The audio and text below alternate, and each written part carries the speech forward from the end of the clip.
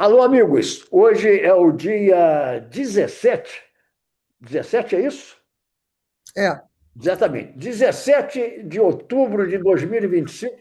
Eu sou José Inácio Werneck, estou no Rio de Janeiro, no Recreio dos Bandeirantes, e Celina Cortes está também no Rio de Janeiro, no bairro de Laranjeiras. Hoje, por enquanto, não temos ainda a presença do Carlos Eduardo Novaes, talvez algum problema com a internet dele. Vamos ver se ele entra no ar a qualquer momento. Celina, eu sei que você tem muitas coisas a falar sobre o Brasil, a política brasileira. Agora, eu queria começar dizendo a você o seguinte: nesta semana que entra agora, vamos ter a passagem dos 50 anos da tortura e morte do Vladimir Herzog. E ah, hoje estava vendo uma entrevista do filho dele, dizendo que é incrível que depois de passar tanto tempo, até hoje os culpados não foram punidos. E, além de tudo, as pessoas falam ainda em anistia para os culpados dessa última tentativa de golpe. E ele dizia: é por isso mesmo, por essas coisas, pelo fato de que as pessoas foram anistiadas no passado, o Brasil tem um histórico de diversos golpes militares, as pessoas sempre acabam anistiadas. Anistiadas é por isso mesmo que até hoje não houve qualquer punição para os culpados da tortura e morte do Vladimir Herzog. Você lembra bem da história, não? com certeza, uma coisa trágica, absurda. Ele era da TV Cultura, foi chamado para dar um depoimento e Ele foi, desapareceu. aliás, voluntariamente. Compareceu Então, eles voluntariamente. forjaram um suicídio, né? Não, Fizeram uma ele sabia, fotografia, amarraram uma coisa, né? ele soube que queriam entrevistá-lo, né, queriam conversar com ele, e ele se apresentou voluntariamente. E Voluntariamente. disseram que ele tinha se suicidado, uma farsa, né? É. Assim como o Rubens, o Rubens, não, Rubens Paiva, que também, Exatamente. né, É, chegou lá e sumiu. é. Não, é uma coisa. A gente viveu esse período horroroso das Parece pessoas que estamos. desaparecerem É. e denúncias de tortura que tinham que a gente tinha que fazer isso chegar ao E no exterior, momento porque se parece que o nosso acontecer Novaes alguma está entrando aqui coisa, no ar, um instantinho só. oba, Alô, Novaes? Diga, Fala. eu estava sem internet. Ah, e Eu agora estava sem você, internet. você já tem? Já tenho, pode Então, mandar a então, senha aí. então peraí, você é só. Está aqui, ó. Você tem que entrar no ar. Você está com o convite aí? Pois é, agora é que eu vou procurar o convite. Então, Eu procura o estava. convite. Enquanto isso, eu vou conversando aqui com a Celina. Já começamos, estamos conversando e aguardando você. Vamos lá. Bom, estou Então, indo. então, cara. Valeu. Valeu. Então, é, é exatamente isso, Celina. é interessante que agora esses casos vieram à tona, né, no filme do Valtinho, e esse filme também, O Agente Secreto, que vai entrar em cartaz no mês que vem, novembro, aqui no Brasil, delatando essas situações, mas que eu saiba, não me lembro se foi feito algum filme sobre o Herzog.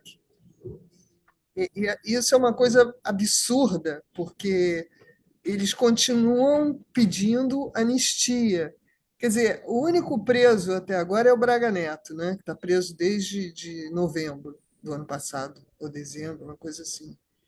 E, e aí, agora, essa situação da família Bolsonaro tentando loucamente anistiar o Bolsonaro está redundando numa situação que a direita está completamente fragmentada. O Ciro Nogueira, que é senador do PP do Piauí, ele deu uma declaração recente dizendo que a situação da direita estava dominada, que o Tarcísio ia vencer, e aí tudo o que está acontecendo, a popularidade do Lula foi puxada por esse desempenho nojento e traíra do Eduardo Bolsonaro, que foi para os Estados Unidos envenenar o Brasil, envenenar a cabeça do Trump pela anistia do pai dele, né?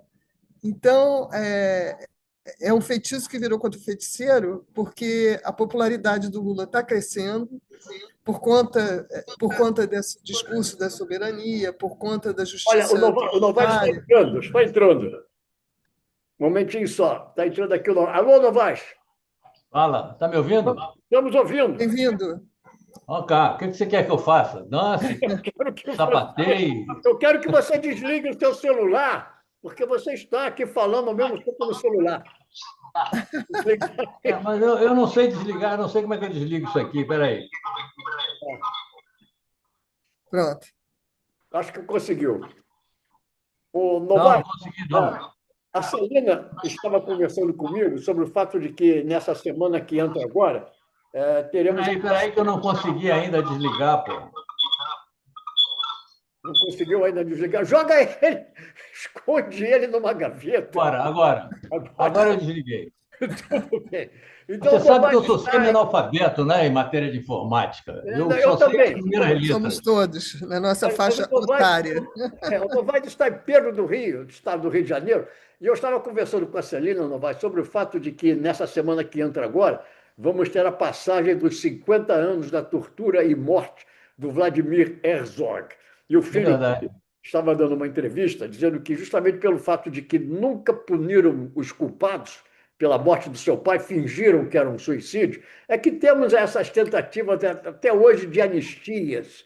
O Brasil tem uma longa história de golpes militares e, no fundo, no fim, acabam anistiados e assim vamos, de golpe em golpe em golpe, e as pessoas ficam impunes. É o que está acontecendo mais uma vez, né? É verdade, é verdade. Mas o que você quer que eu Não, diga a não, é respeito? apenas isso. E a Celina estava comentando agora sobre o fato de que, no momento que nós temos, dizia ela, é um aumento da popularidade do Lula para as eleições do próximo ano. Ah, sim, não há dúvida. Isso aí não tem a menor dúvida. Inclusive agora, inclusive com esse encontro marcado, eu até estou escrevendo um texto sobre isso, desse encontro marcado entre o Lula e o Trump. E que o Bananinha lá, o Ed Calabresa, o Ed Calabar, ele está perplexo com isso, porque está 7 meses lá tentando convencer o Trump a fazer o que está querendo fazer com a Venezuela aqui no Brasil, e o Trump, de repente, muda de time. Eu estou lendo aqui também, estou vendo no Globoplay uma série de episódios sobre a vida do meu amigo Chico Anísio. O Chico Anísio foi um cara que mudou de time, ele era América e no meio da vida virou Vasco. O Trump está fazendo isso com relação à família Bolsonaro. Mudou de time e eu estou escrevendo sobre isso, porque ninguém falou por que, que o Trump mudou de time. Por que, que o Trump, de uma hora para outra, largou lá a família Bolsonaro e os seus capangas e se bandeou para o Lula. Ninguém falou sobre isso ainda. Eu estou escrevendo. Agora, Aparentemente, ele começou a ser informado sobre o que acontece do outro lado, porque claro, ele tinha só a versão da família Bolsonaro, né? Que era uma isso, versão completamente mentirosa. isso. Inclusive dizendo que o Bolsonaro era um líder Claro. popular. E aí a gente teve essa manifestação no 21 de setembro aqui, que foi estrondosa, e que era pró-governo, pró-Lula. Então, mostrou por números, né, que essa popularidade do Bolsonaro não existe. E aí, Pois é, agora, mas a gente fazendo pesquisas e tal, eu vi uma pesquisa recente que a direita é mais ou menos 27% do eleitorado brasileiro, mas só 12% deles são bolsonaristas. Quer dizer, eles estão encolhendo cada vez mais. E o Eduardo Bolsonaro virou uma pedra no sapato da direita, porque ele está empatando todas as negociações que estavam sendo feitas. Ele mas atacou o não é Tarcísio, só ele vinte e sete atacou o por Ciro cento, não. Nogueira, ele Não ataca é todo só vinte e mundo. sete por cento, não. Não é só 27%. A direita, esse país é um país conservador desde Cabral.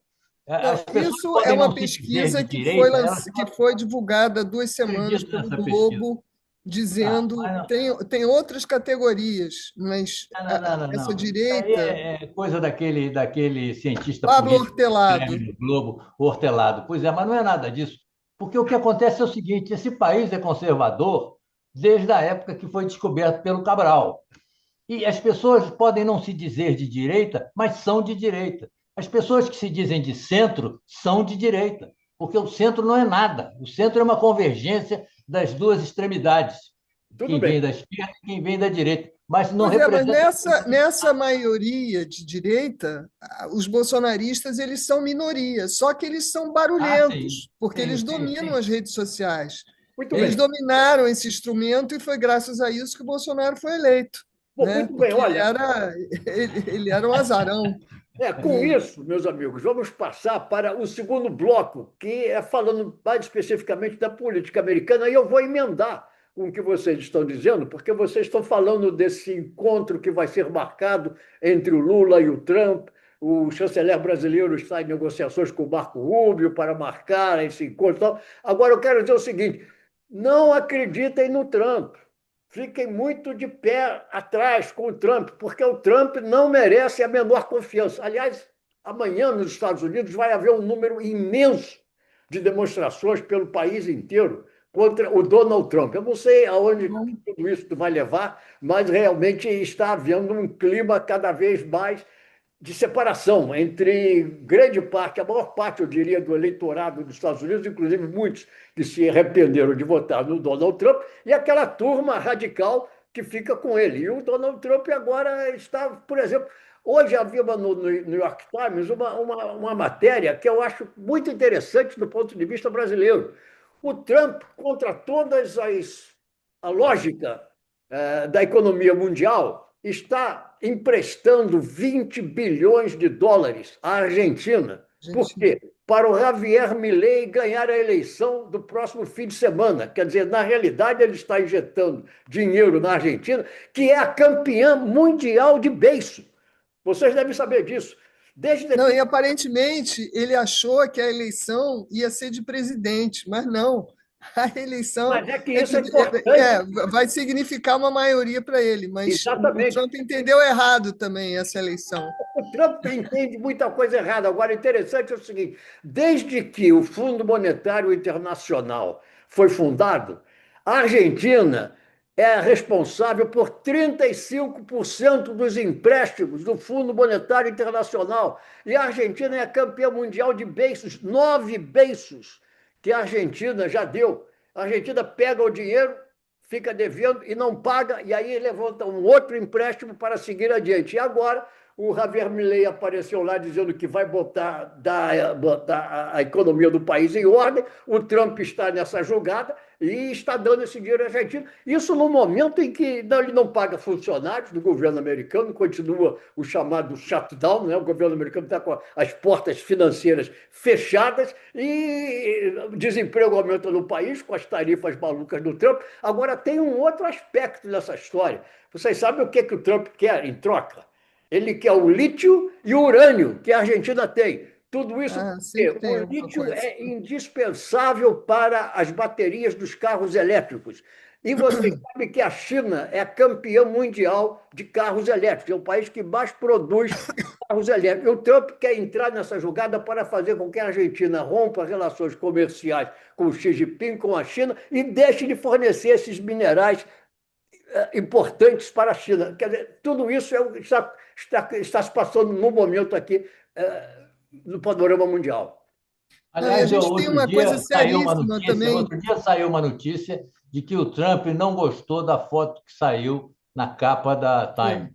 Ele Reclamou estava com uma que papada aquela muito não era de isso, que peru. aquela não era a foto a melhor que eles podiam ter publicado dele.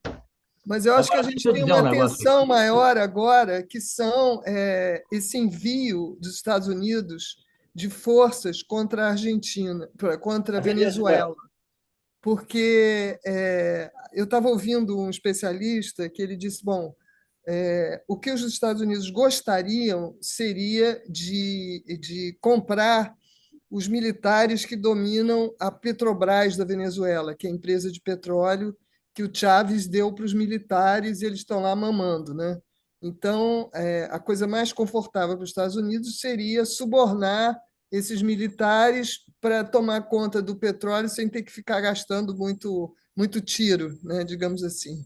Então, a gente tem 2.000 quilômetros de fronteira com a Venezuela. É uma coisa muito tensa. principalmente nesse momento que a gente está se aproximando do Trump, dos Estados Unidos, sei lá no que vai dar isso, mas não deixa de ser uma aproximação. Então, essa é uma situação delicadíssima que a gente não sabe onde vai parar. Esse especialista ele acha que vai rolar uma guerra. Não, E, não, e não vai seria rolar, não. péssimo para nós aqui uma Não, guerra a aqui guerra do nosso nenhuma. lado.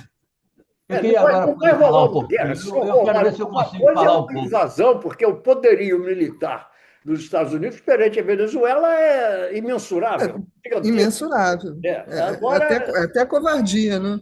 agora chega no. Parece que eles estão muito unidos, os venezuelanos, mas o que vai adiantar contra os Estados Cá, Unidos? será que eu posso falar um pouco? Pode, Será que eu posso falar um pouco? pode, Porra, pode. eu quero dizer o seguinte: primeiro de tudo, eu quero falar sobre aquela atitude de Israel que não está querendo,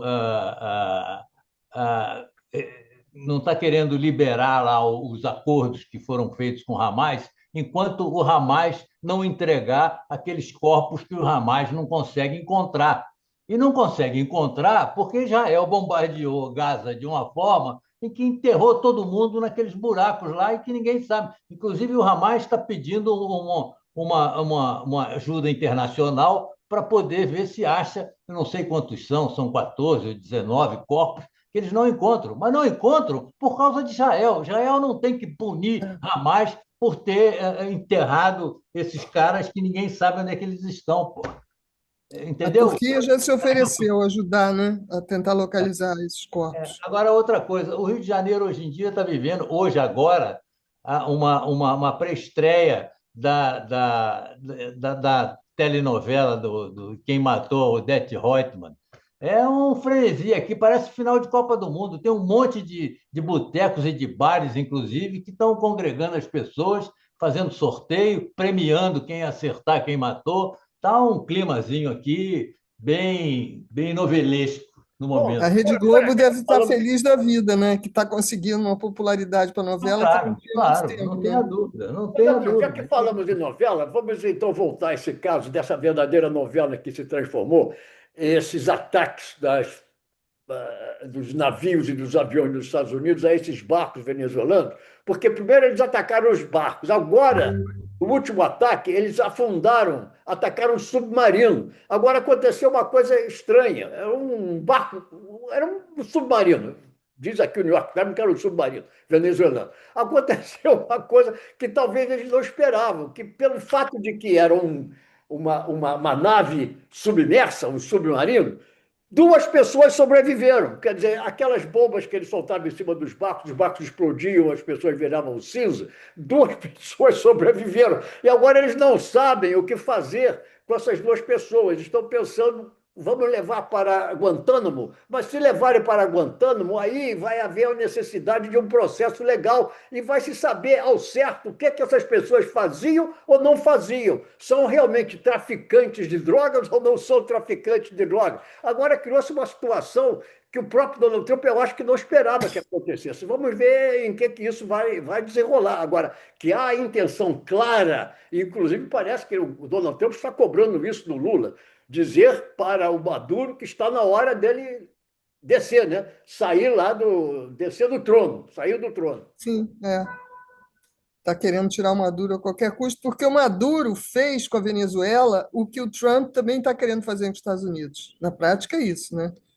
O Trump também quer transformar os Estados Unidos numa ditadura, da mesma forma que o Maduro fez com a Venezuela. Aliás, já tá, a Pois é, já administração está dele bem é adiantado esse processo, caracterizada né? como uma administração autoritária, né? Ele não É, está, é. ele está Olha, rompendo aí com os preceitos democráticos. e Mas para ficar ainda no Trump, o Trump agora há pouco estava dando uma entrevista junto com o Zelensky, porque agora o Trump vai se encontrar com o Vladimir Putin em Budapeste, né? Para ver se É. consegue botar um fim à guerra entre a Ucrânia e a Rússia, mas o Trump disse uma coisa interessantíssima, interessantíssima, entre aspas, ameaçadora. Ele disse que o mundo deve trilhões de dólares aos Estados Unidos. O mundo deve trilhões de dólares aos Estados Unidos. E por isso é que ele está impondo essas tarifas todas e agora está numa verdadeira guerra tarifária contra a China, o Xi Jinping, né? Quer dizer, aonde que ele vai chegar, ou ele pretende chegar, não sei. Mas de onde que o mundo deve esse dinheiro todo para os Estados Não Unidos? sei, diz Isso ele ele, não diz fala, né? ele. Diz Trump, o homem que já foi à bancarrota 9 vezes como empresário. Criminoso condenado em 34 acusações. Meus amigos, vamos passar para o nosso terceiro bloco. Nós sempre dividimos o nosso programa agora em blocos. E nesse último bloco, vamos falar de esporte. E eu quero, mas como um ângulo que eu acho muito interessante. Vamos falar da Copa do Mundo de 1978. A Copa de 1978 ficou famosa pelo escândalo que foi aquela vitória da Argentina sobre o Peru por 6-0. Peru.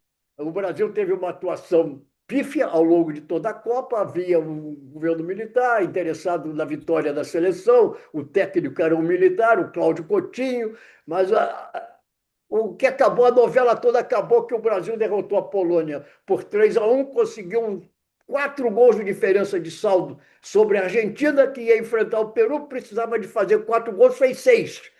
Agora, um fato interessantíssimo, está aqui, tem que falar aqui disso, está aqui nesse meu livro, Caminho do Mar. Ah, esse é o livro que eu vou ganhar. Vou dar um exemplar para a Celina, porque fala extensamente sobre essa Copa do Mundo de 1978. Vocês sabem o que aconteceu nessa Copa do Mundo de 1978? Era o tempo da Operação Condor. E vocês sabem de uma coisa que eu descobri através da imprensa britânica? Henry Kissinger, antigo secretário de governo dos Estados Unidos, tinha saído porque o Jimmy Carter tinha sido eleito, mas ainda era um homem influente. O responsável pela Operação Condor foi ao vestiário do Peru no dia desse jogo com a Argentina, junto com Jorge Rafael Videla, que era o ditador argentino, para fazer pressão contra os jogadores peruanos, dizendo a torcida lá fora não vai perdoar se a Argentina não se classificar para a final. Essa Operação Condor, eu estava trabalhando na revista Isto É, e a gente dividiu a equipe, cada um cuidou de um caso. Teve o acidente do Juscelino Kubitschek na Dutra, que foi uma coisa muito mal explicada. Teve a morte do João Goulart no Uruguai, também teve uma história de que trocaram os remédios, não sei mais o quê. Quem mais? O Carlos Lacerda, que Morreu do entrou no coração, né? hospital para Mas fazer também uma algumas bobagem e vidas. morreu lá dentro. Ele foi para o hospital e morreu. Aliás, eu fiquei com o Carlos Lacerda e aí descobri uma coisa incrível, um amante do Carlos Lacerda, que veio dar depoimento na revista, contar das coisas do Carlos Lacerda, enfim. Então, essa Operação Condor foi uma coisa tenebrosa, né? Um acordo entre as ditaduras sul-americanas que pintaram e bordaram, né? Andaram matando gente e até hoje também ninguém foi culpabilizado, ninguém foi castigado por isso. Mais uma história de crimes sem castigo, né? Mas sabe outra coisa Dos interessante militares. desse ano, 1978? O filme que ganhou o Oscar em 1978 foi o filme Annie Hall, com a Diane Keaton, Ai, que foi acabou de agora, morrer, ela tão e o Woody maravilhosa. Allen. Filmaço, filmaço. Aliás, foi o filme que revelou ela, né? Eu, E eu aí eu sei que estava não vai. lendo que o Woody Allen era assim encantado com ela, que tinha um respeito, que não havia filme que ele fizesse que a primeira pessoa que ele ouvia opinião era a Diane Keaton. E aí houve assim, um certo mistério da causa de morte dela, morreu de pneumonia, que absurdo, nos Estados Unidos aos 79 anos. Agora, o Novaes sempre foi um grande admirador do Woody Allen, pelo que eu sei. É verdade, é verdade. Eu fui vê-lo, inclusive, em Nova York algumas vezes, tocando no Michel, como é que era o nome? Eu não me lembro o nome do lugar que ele tocava aquele clarinete dele. E agora, teve um depoimento do Al Pacino também sobre ela, que foi empolgante, emocionante. O que Uma que ele história que o disse? Al Eu não Pacino vi. falou, ele não escreveu, ele falou e eu peguei no Facebook. E a homenagem do Woody Allen saiu publicada num jornal aqui no Rio. No Globo, foi. O Mas o que Al que É, disse o Alpatino dela? não, o Al Pacino fez uma homenagem a ela, falando da qualidade dela, das qualidades dela, falando da É, importância dela, falando da grandeza dela. Além E de era uma uma grande mulher atriz, era uma grande fundamental, pessoa. era uma mulher fundamental, ela, a Diane Keaton. Diane Eu queria Keaton. dizer o seguinte: teve uma reunião da COP para a COP 30 essa semana aqui no Rio de Janeiro, em Brasília, aliás, que é uma reunião preparatória para Belém, e que tiveram presentes 67 países. Então, há uma dúvida muito grande com relação, porque quando a COP29 em Baku, no Azerbaijão, foram 200 países, ou quase 200. Quer dizer, eu não sei nas reuniões preparatórias, mas aqui no Brasil eu não sei se vão aparecer 100 países, diante das circunstâncias e das dificuldades que a própria estrutura lá do governo federal e, sobretudo, do estadual. Então, há uma expectativa muito grande com relação ao resultado dessa COP30. E eu acho que o Lula tem que se virar aí para que ela seja um sucesso, porque senão vão cair de pau em cima do país, em cima do governo, em cima do Helder, lá do governador do Pará, por aí. Certamente, Olha, uma Vai, coisa muito importante para saber em relação a essa reunião COP30 é se o Donald Trump vai ou vai mandar algum não representante. vai. Pode ser que agora, depois de uma reunião com o Lula, aí ele troque a ida dele aí por algumas toneladas de café, alguma coisa desse tipo. Mas, em princípio, ele está muito arredio. Não sei agora, depois, você já disse aí, todo mundo sabe, o mundo literalmente sabe, que é um cara imprevisível. De repente ele aparece, cai de paraquedas, sei lá, alguma coisa desse tipo. Não, ele não vai aparecer, mas pode mandar algum representante, já é alguma coisa. Também pode mandar o Marco Rubio para lá, né? Bom, É. já que estamos falando de Donald Trump, aconteceu agora, há meia hora, uma coisa muito interessante que é ligada, de uma certa forma, ao Donald Trump. O príncipe Andrew, da Inglaterra, irmão do rei Charles, abriu mão de todos os seus títulos, menos o de príncipe, porque aí é o direito de nascença. Ele nasceu príncipe e vai morrer príncipe. Mas Duque de York e outros títulos que ele tinha, ele abandonou sob pressão da família real britânica, inclusive do seu irmão, que é o rei Charles, por causa do escândalo do Jeffrey Epstein. Ele e a mulher dele, a Sarah Ferguson, que aliás se divorciou dele há bastante tempo, mas os dois estavam ligados ao Jeffrey Epstein, no escândalo do Jeffrey Epstein. E onde é que isso vai acabar? Porque o Donald Trump também está ligado a esse escândalo do Jeffrey Epstein. Mas, meus amigos, estamos chegando ao fim, mas antes de encerrar o programa, para voltar ao tema que a gente estava abordando nesse último bloco, que é o futebol, eu queria dizer uma coisa. Acho que a Celina saiu do ar. Não sei o que houve. Mas então eu vou continuar com o Novaes. Hoje a tecnologia realmente está nos causando algumas surpresas. Novaes, o Brasil estava ganhando de 2-0 do Japão, perdeu de 3-2. Então eu queria dizer o seguinte: em 1962, o Zezé Moreira dizia o seguinte aos atacantes do Fluminense, aos zagueiros do Fluminense: zagueiro não pode dar passe paralelo à grande área. Quem viu o jogo, Brasil-Japão, viu exatamente isso, que o Zezé Moreira, já em 1962, dizia que o zagueiro não podia fazer. Aquele Fabrício Bruno, o que ele fez? Passe paralelo à grande área. 3 jogadores do Brasil, de costas para o gol, 3 atacantes do Japão, de frente para o gol, tomaram a bola, fizeram o gol. Quer dizer, então o futebol brasileiro progrediu ou andou para trás ao longo desses anos todos?